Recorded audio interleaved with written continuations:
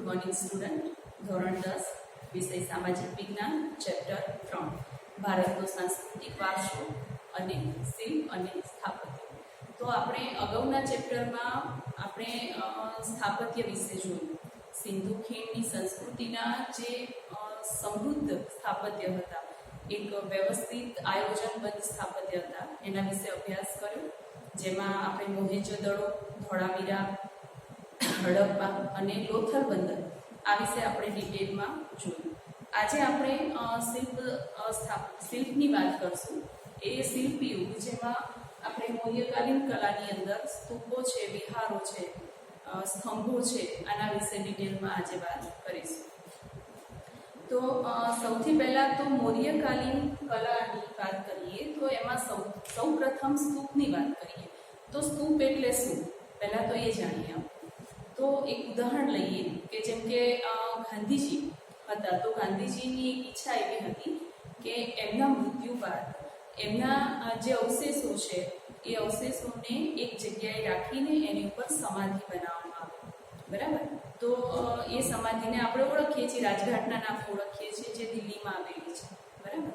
તો સ્તૂપનો મતલબ થાય કે બૌદ્ધ ધર્મની અંદર જે બુદ્ધ ભગવાન હતા, એ બુદ્ધ ભગવાનના જે અવશેષો છે એને એક જગ્યાએ રાખીને એના પર ગોળ ઘુમ્મટ જેવું એક સ્થાપત્ય બનાવવામાં આવે, જેને આપણે સ્તૂપ તરીકે ઓળખીએ છીએ.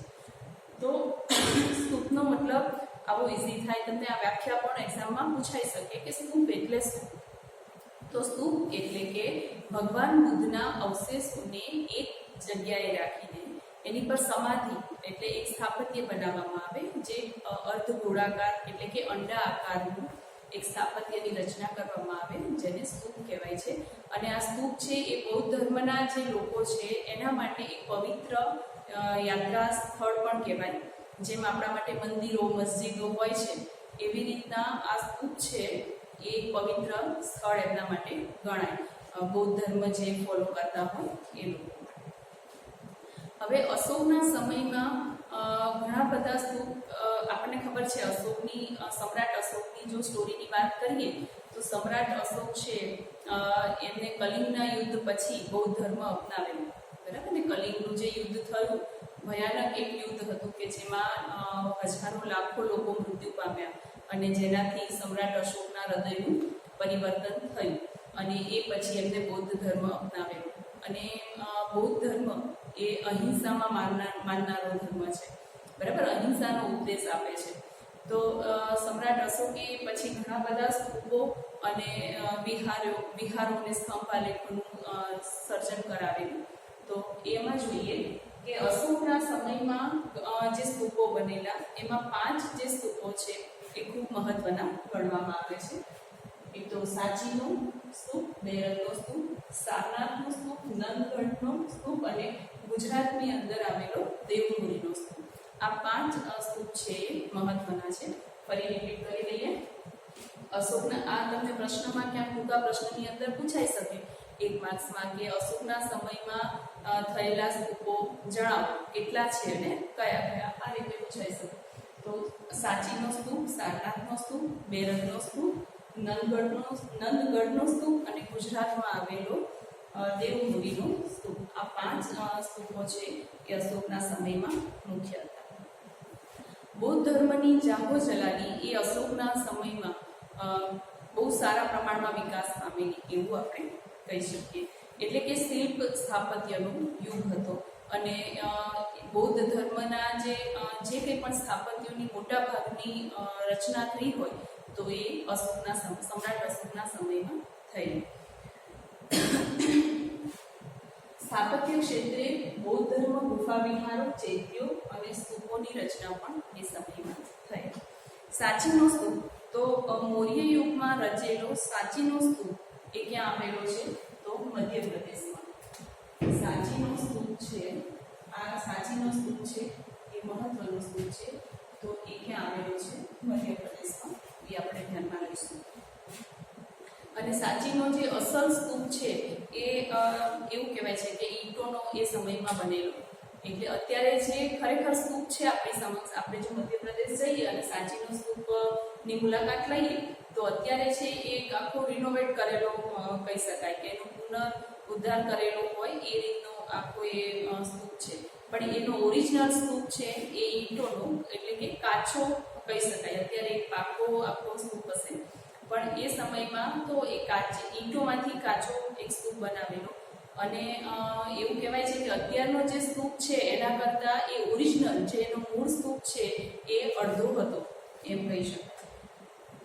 અહીંયા આગળ તમને સ્તૂપ વિશે સ્તૂપનું એક ચિત્ર બતાવેલું છે, બરાબર. તો આ સ્તૂપમાં કયા ભાગને શું કહેવાય એની ડિટેલ આપણે જોઈએ.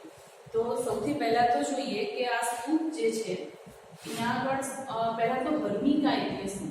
તો સ્તૂપના અંડાકાર ભાગની ટોચ ઉપર તમને અહીંયા દેખાશે, જો અહીંયા દેખાડું, આ જે છે એ આખો અંડાકાર ભાગ કહી શકાય, બરાબર. એની ટોચ ઉપર જે આ રેલિંગ જેવું તમને દેખાય છે, બરાબર. આ રેલિંગ જે છે એને ભર્મિકા તરીકે ઓળખવામાં આવે છે. તો તમારે વ્યાખ્યાની રીતે કહેવું હોય અથવા વાડ પણ કહી શકાય અથવા ભર્મિકા પણ કહેવાય. તો સ્તૂપના અંડાકાર ભાગની ટોચની ચારે બાજુ આવેલી રેલિંગ જેને હર્મિકા અથવા વાડ પણ કહેવાય છે. અને જે હર્મિકા હોય છે એની ઉપર 3 છત્રી જેવી તમને નાનું દેખાય છે, તમારી ટેક્સ્ટબુકમાં જુઓ તમે તો એ હર્મિકાની ઉપરનો જે ટોચનો ભાગ છે એની વાત થાય છે. એની ઉપર 3 છત્રી આકારનું એક નાનું એવું સ્તંભ પણ બનાવવામાં આવે છે. હવે જોઈએ મેધી. મેધી એટલે શું? તો સ્તૂપની ચારે બાજુ ઊંચા રચેલા ગોળાકાર ભાગને અથવા રસ્તાને મેધી કહેવામાં આવે છે, કે જ્યાં તેનો ઉપયોગ સ્તૂપની આજુબાજુ પ્રદક્ષિણા કરવામાં આવે છે. જેમ આપણે મંદિરોની અંદર જઈએ તો મંદિરની અંદર પ્રદક્ષિણા પથ આખો હોય છે, બરાબર ને. આપણે ડાબી બાજુથી શરૂઆત કરીએ અને જમણી બાજુ સુધી પ્રદક્ષિણા કરીએ છીએ, બરાબર. તો એવી રીતના આ બૌદ્ધ વિહારો જે હોય છે, સ્તૂપો હોય છે, એની અંદર પણ આ રીતનો એક પ્રદક્ષિણા માટેનો જે રસ્તો હોય છે એને આપણે મેધી કહીશું. અને એ પછી તમને આપેલું છે પ્રદક્ષિણા પથ. મેધી જોઈ લઈએ ક્યાં આપેલી છે. તો આ જે અંડાકાર આકાર દેખાય છે એની આજુબાજુ આ રેલિંગ જેવું દેખાય છે, તો એ બંને વચ્ચે જે રસ્તો હશે એને આપણે મેધી તરીકે ઓળખીએ. પ્રદક્ષિણા પથ જોઈ લઈએ. મંદિર અથવા પૂજાના સ્થળે જે ગોળાકાર રસ્તો જે આપણે પ્રદક્ષિણા કરીએ છીએ એને પ્રદક્ષિણા પથ કહીએ છીએ, બરાબર. હંમેશા કોઈ પણ પવિત્ર સ્થળ હોય તો એ જમણી બાજુએ જ આવેલું હોય, બરાબર. એ કોઈ પણ જગ્યાએ જોઈએ, આપણે જનરલી મંદિરમાં પણ જોઈએ છીએ તો પ્રદક્ષિણા પથ હોય છે એનો એન્ડ ક્યાં આવે છે? જમણી બાજુ આવેલું છે, એટલે કે ડાબીથી જમણી બાજુએ આવેલું હોય છે. તો આ રીતે સ્તૂપોની અંદર પણ એનો પવિત્ર જે ભાગ કહી શકાય તો એ જમણી બાજુએ આવેલું છે, એટલે ડાબીથી જમણી પ્રદક્ષિણા કરવાની હોય છે.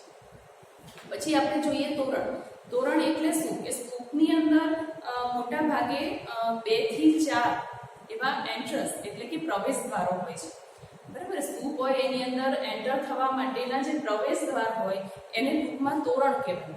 તો એ કેવી રીતે બનાવેલા હોય છે કે 2 સ્તંભ હોય અને એની ઉપર કોતરણી વાળો એક આખો સ્તંભ છે, કોતરણી વાળો સ્તંભ આડો મૂકવામાં આવે અને જેમાંથી જે શ્રદ્ધાળુઓ હોય એ અંદર પ્રવેશ કરતા હોય એને આપણે તોરણ તરીકે ઓળખીએ છીએ.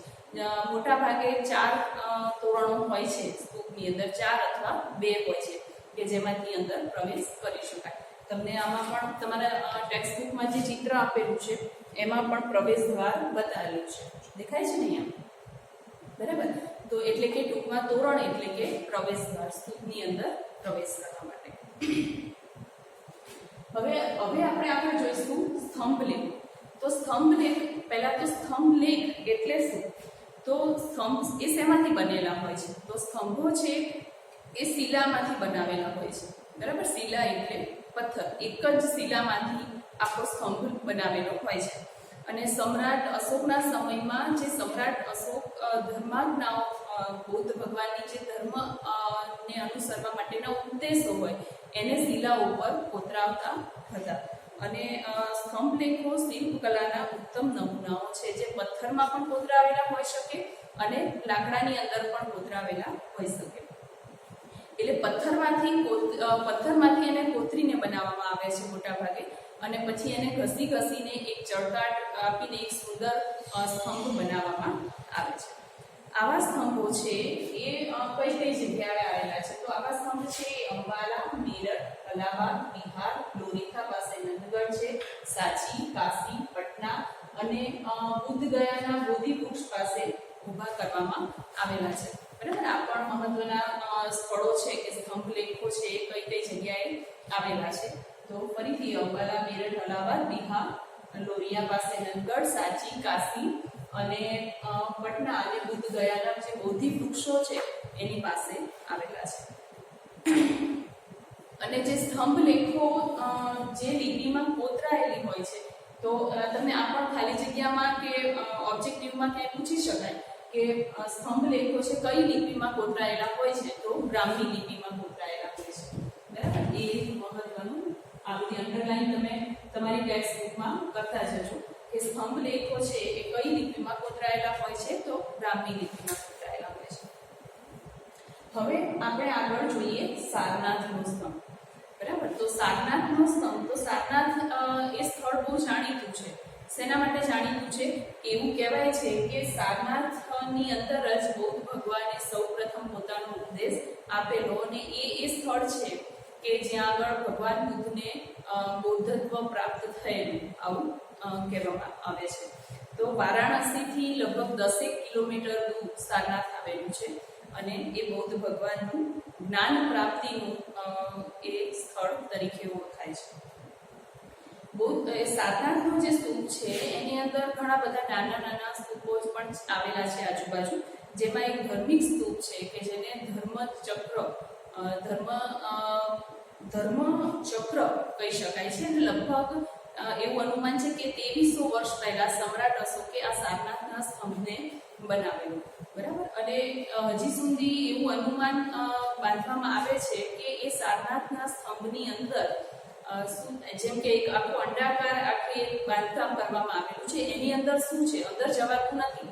એની આજુબાજુ પ્રદક્ષિણા પથ હોય છે.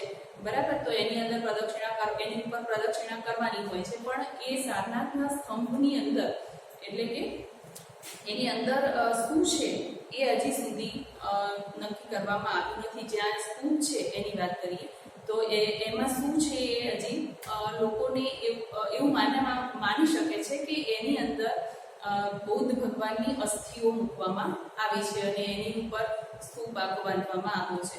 પરંતુ હજી ખરેખર સચ્ચાઈ શું છે એ હજી બહાર આવ્યું નથી. સમ્રાટ અશોક એ આ 2300 વર્ષ પહેલા એને બંધાવેલો ભગવાન બુદ્ધનો પહેલો ઉપદેશ ત્યાં આપેલો ભગવાન બુદ્ધે એમના અનુયાયીઓને. બરાબર, અને ભારતની શિલ્પકલાનો શ્રેષ્ઠ નમૂનો આપણે સારનાથના સ્તંભને કહી શકીએ. બરાબર, શ્રેષ્ઠ કલાનો એક નમૂનો છે.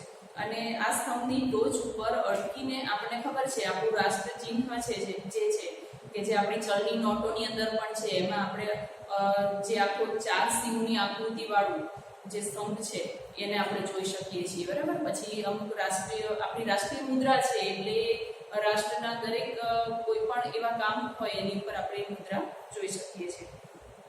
તો 4 સિંહોની આકૃતિવાળો એક મુદ્રા જોઈ શકાય છે.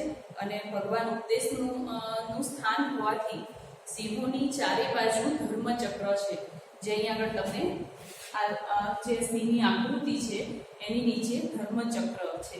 બરાબર, હવે આ ધર્મચક્રને આપણે ક્યાં સ્થાન આપ્યું છે? આપણો જે ધ્વજ છે ભારતનો, જે ધ્વજ છે એની અંદર જે આછા ભૂરા કલરનું જે ચક્ર છે જેની અંદર 24 આરા આવેલા છે. બરાબર, તો એ ધર્મચક્રને આપણે આપણા રાષ્ટ્રધ્વજની અંદર સ્થાન આપેલું છે અને એને ધર્મચક્ર તરીકે પણ ઓળખાય છે. અને આ ઉપરાંત હાથી, ઘોડા અને બળદ, આ જે 4 સિંહોની આકૃતિ છે. ઓરિજિનલ સ્તંભ જોઈએ તો 4 સિંહોની આકૃતિ છે, પણ આપણને ચિત્રમાં તો સામે 3 સિંહો જ દેખાય છે. અને એની નીચે ધર્મચક્ર આવેલું છે ને ધર્મચક્રની આજુબાજુ હાથી, ઘોડા અને બળદ જેવા પ્રાણીઓને પણ સ્થાન આપવામાં આવ્યું છે. અને એ ભારતનો તો ઉત્તમ કલાનો એક નમૂનો છે જ એ સમયનો, પણ એ આખી દુનિયાની અંદર પણ શિલ્પકલાનો એક ઉત્તમ નમૂનો ગણવામાં આવે છે. આમ સારનાથના સ્તંભ વિશે તમને ટૂંક નોંધ પણ 2 માર્ક્સની અંદર શોર્ટમાં પૂછાઈ શકે. તો આ બધી ડિટેલ તમે લખી શકો કે ક્યાં આવેલો છે. આપણને ચોપડીમાં નથી આપ્યું, બરાબર, પણ એ તમે એવી રીતે લખી શકો કે વારાણસીથી 10 કિલોમીટર દૂર આવેલું છે સારનાથ, અને એ કઈ જગ્યા છે કે જ્યાં ભગવાન બુદ્ધને પ્રથમ વખત જ્ઞાન પ્રાપ્તિ થયેલી અને પ્રથમ ઉપદેશ તેમને ત્યાં આપેલો. અને એના સ્તૂપ વિશે પણ આપણે લખી શકીએ કે એ સ્તૂપની અંદર શું છે એ હજી જાણી શકાયું નથી, પરંતુ એવું માનવામાં આવે છે કે સ્તૂપની અંદર ભગવાન બુદ્ધના અવશેષો મૂકવામાં આવેલા છે અને પછી એની આજુબાજુ એ આખું બાંધકામ કરવામાં આવ્યું છે. આ બધી એક્સ્ટ્રા ડિટેલ પણ તમે અંદર ઉમેરી શકો. હવે આપણે આગળ જોઈએ શિલાલેખ. તો શિલાલેખ છે સમ્રાટ અશોકના સમયમાં શિલાલેખોનો મતલબ થાય કે પથ્થરની અંદરથી બનાવેલી પ્રતિમા. તો પથ્થરની અંદર કોતરીને બનાવેલું કોઈ ઉદ્દેશ હોય, કોઈ આજ્ઞા હોય, બરાબર, તો એ પથ્થર ઉપર પણ હોય અને લાકડા ઉપર પણ કોતરાવીને બનાવી શકાય, બરાબર, એટલે કે કાસ્ટ અને શિલ્પ બંનેની ઉપર બનાવી શકાય.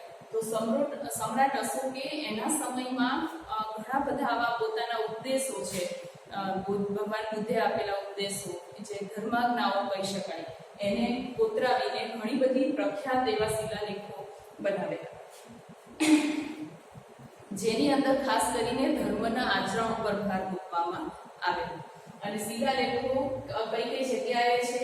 આવા શિલાલેખો આપણને પેશાવર, દેહરાદૂન, થાણા, મુંબઈ, ધૌલી, જોગડા જે અત્યારે ઓરિસ્સામાં આવેલું છે, અને ચેન્નઈ એટલે કે મદ્રાસ તરીકે આપણે જેને ઓળખીએ છીએ એટલા સ્થળોએ આવેલું છે. અને ગુજરાતની અંદર આપણે એવા આ જે શિલાલેખો છે કઈ કઈ જગ્યાએ છે? તો ગુજરાતમાં ગિરનારમાં જે તળેટીમાં પ્રદક્ષિણા પથ બનાવવામાં આવ્યો છે, બરાબર, તો ત્યાં આગળ આપણને આ શિલાલેખ સમ્રાટ અશોકનો શિલાલેખ આપણે જોઈ શકીએ છીએ. આ ઉપરાંત પાલીતાણા, શેત્રુંજય પર્વત અને પર્વતના જૈન મંદિરો, અને અમદાવાદની અંદર હઠીસિંહના જે ડેરા છે એ પણ ત્યાં આગળ આપણને આવા શિલાલેખો આપણે જોઈ શકીએ છીએ. આ હઠીસિંહના ડેરા છે એ 1847ની અંદર બંનેનું સ્થાપત્ય કરવામાં આવ્યું. તો આ પ્રમાણે આ શિલાલેખો છે. એટલે ટૂંકમાં આપણે એવું કહીએ કે મૌર્ય યુગની અંદર, મૌર્યકાલીન યુગમાં જે કંઈ પણ સ્થાપત્યો બનાવવામાં આવ્યા એ લગભગ મોટાભાગના જે સ્થાપત્યો છે એ સમ્રાટ અશોક દ્વારા જ સ્થાપવામાં આવ્યા. હવે આપણે આગળ જોઈએ દક્ષિણ ભારતની દ્રવિડ શૈલી, બરાબર. આ તો આપણે મૌર્યકાલીન યુગની વાત કરી, એમાં દક્ષિણ ભારતની અંદર પણ દ્રવિડ શૈલી એની વાત કરીએ આપણે. તો કૃષ્ણા અને ગોદાવરી નદીની આસપાસ જે 7 વાહન વંશ, એક વંશ છે જેમ સોલંકી વંશ, પરમાર વંશ હોય, સોલંકી વંશ હોય, વાઘેલા વંશ હોય, બરાબર, એવી રીતના આ દક્ષિણ ભારતની અંદર 7 વાહન વંશ છે. એના રાજાઓના સમયમાં બૌદ્ધ સ્તૂપો સ્થાપવામાં આવેલા એવું કહેવામાં આવે છે.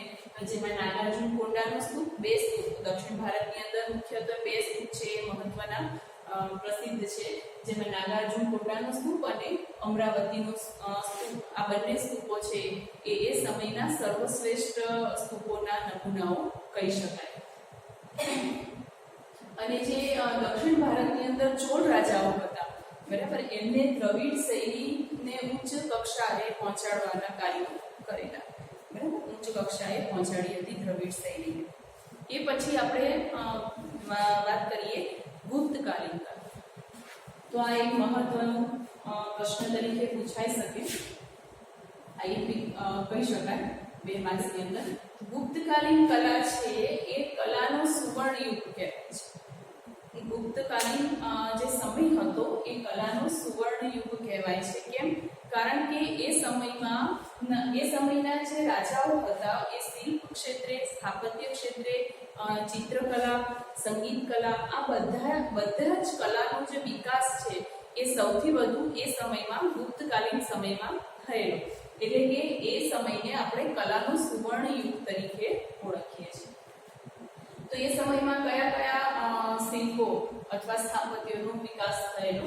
જેમાં જબલપુરનું પાર્વતી મંદિર, ભૂમરાનું શિવનું મંદિર, ઈરણનું નૃસિંહ મંદિર, જામનગરનું કોટ મંદિર, સ્તૂપો, ચેત્યો, મઠો, વિહારો, ધ્વજ, સ્તંભો, આ બધા નમૂના છે એ બધા સ્થાપત્યો એ ગુપ્તકાલીન સમયમાં થયેલા. જેની આપણે ખાસ નોંધ લેવી રહી.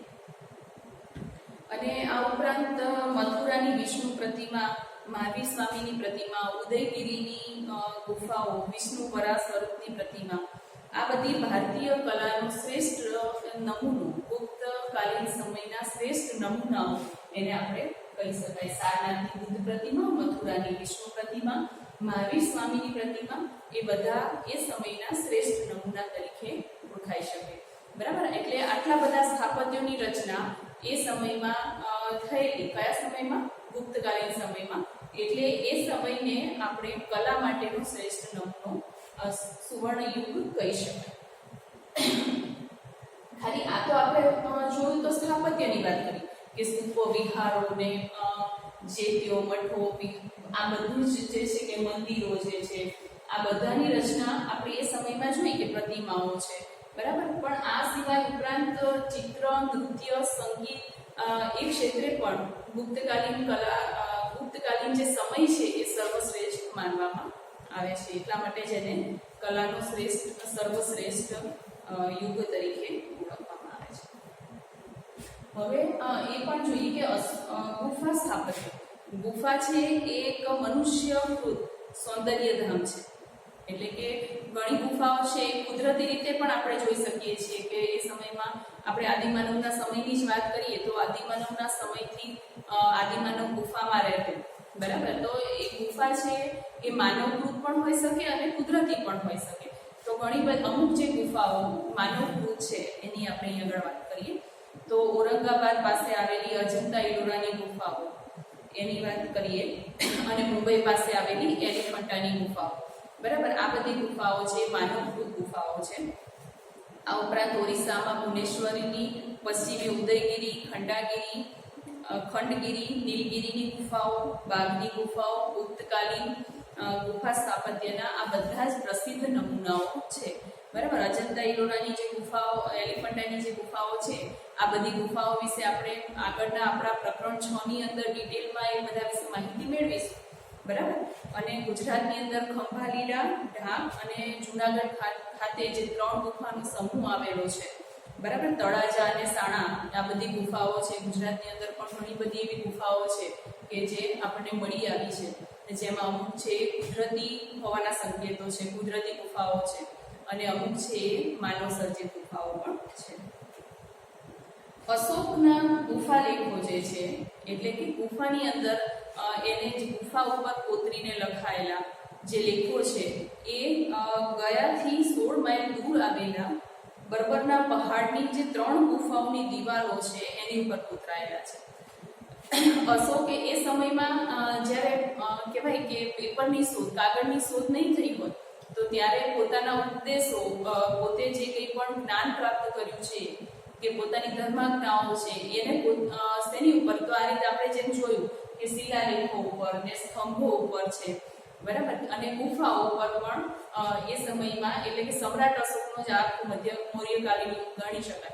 તો એ સમયમાં સમ્રાટ અશોકે આ પોતાના ઉપદેશો છે આ રીતે ગુફા ઉપર પણ કોતરેલા જોવા મળે છે. અને એમાં ખાસ કરીને આપણે જે વાત કરી કે અશોકનો જે ગુફા લેખો છે, ગુફા ઉપર લખાયેલા લેખ, ગુફા લેખો એટલે, તો એ ગયાથી 16 માઇલ દૂર આવેલા બર્બરની પહાડની જે 3 ગુફાઓ છે એની ઉપર આપણને કોતરાયેલા જોવા મળે છે. સમ્રાટ અશોકે જે આખી જિંદગી દાન કાર્યો કર્યા છે, બરાબર, એની પણ ડિટેલ એની ઉપર જોઈ શકાય કે જે કલિંગના યુદ્ધ પછી એનું જે હૃદય પરિવર્તન થયું.